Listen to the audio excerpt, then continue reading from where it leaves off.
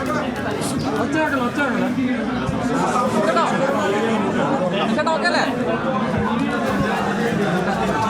ഭൂരിപക്ഷം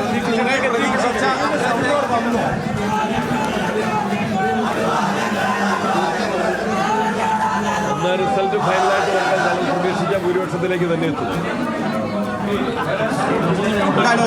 ഒരു വിലയിരുത്തൽ ഏത് രീതിയിലാണ്? എന്തായാലും വലിയ 10,000-ന് മുകളിലേക്ക് വോട്ടിന്റെ ഭൂരിപക്ഷം ഇപ്പോൾ തന്നെ വന്നല്ലോ. എന്താണ് KPCCയുടെ പ്രസിഡന്റ് എന്ന നിലയിൽ വിലയിരുത്തൽ എങ്ങനെയാണ്?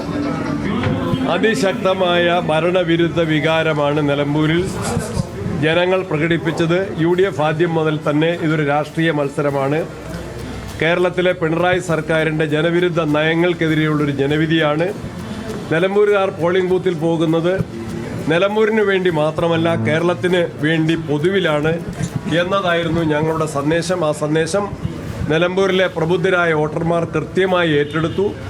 കേരള സർക്കാരിൻ്റെ ജനദ്രോഹ നയങ്ങൾക്കെതിരെയുള്ളൊരു വിധിയെഴുത്ത് ഞങ്ങൾ ആഗ്രഹിച്ച രൂപത്തിൽ തന്നെ ശക്തമായൊരു വിധിയെഴുത്താണ് നിലമ്പൂർ ജനത നൽകിയത്. വിലക്കയറ്റം, തൊഴിലില്ലായ്മ, കാർഷിക മേഖലയുടെ തകർച്ച, വന്യമൃഗശല്യം, അതുപോലെ തന്നെ മലപ്പുറം ജില്ലയെ മുഖ്യമന്ത്രി കടന്നാക്രമിച്ച് അധിക്ഷേപിച്ചത്, ഗവൺമെൻറ്റിൻ്റെ അഴിമതി, ഇതെല്ലാം തന്നെയാണ് ഞങ്ങൾ ഉയർത്തിയത്. ഇന്ന് ആശാ വർക്കർമാരുടെ സമരത്തെ സർക്കാർ പുച്ഛിച്ച് തള്ളുന്നത്, എന്നാൽ മറ്റ് പ്രബല വിഭാഗങ്ങൾക്ക് വലിയ ആനുകൂല്യങ്ങൾ വർദ്ധിച്ച് PSC ചെയർമാൻ്റെയും മെമ്പർമാരുടെയും ശമ്പളം വർദ്ധിപ്പിച്ചത്, മുഖ്യമന്ത്രിയുടെ PR ഏജൻസിക്ക് ആനുകൂല്യങ്ങൾ വർദ്ധിപ്പിച്ച് നൽകിയത്, ഇതെല്ലാം തന്നെയാണ് നിലമ്പൂരിൽ ഞങ്ങൾ ഉയർത്തിയത്. വന്യമൃഗ അക്രമത്തിൻ്റെ ഭാഗമായിട്ടുണ്ടായ വലിയ കെടുതികൾ, അതിനെ വനമന്ത്രി അവഗണനയോടെ ആ വിഷയത്തെ കൈകാര്യം ചെയ്ത രീതി, കാർഷിക മേഖല ഞാൻ ആദ്യമേ പറഞ്ഞു, യുവാക്കളുടെ തൊഴിലില്ലായ്മ, ഇതെല്ലാം അവിടെ ചർച്ച ചെയ്തു. അതിനെല്ലാം ജനങ്ങൾ UDF ഉയർത്തിയ പ്രതിഷേധത്തിൻ്റെ സ്വരം ഈ സർക്കാരിനെതിരെ ആഞ്ഞു വീശുന്നതിൽ ജനങ്ങൾ ഒറ്റക്കെട്ടായിട്ട് നിന്നു.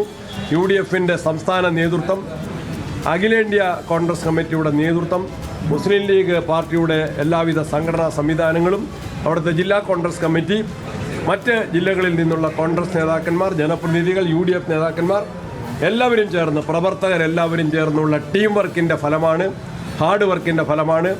ഞങ്ങൾ പ്രതീക്ഷിച്ചത്ര, ഞാൻ പ്രത്യേകിച്ച് പറഞ്ഞിട്ടുണ്ട്, ഭൂരിപക്ഷം 10,000-നും 15,000-നും ഇടയിലായിരിക്കുമെന്ന് പറഞ്ഞു. അതേതാണ്ട് കൃത്യമായിട്ട് വരുന്ന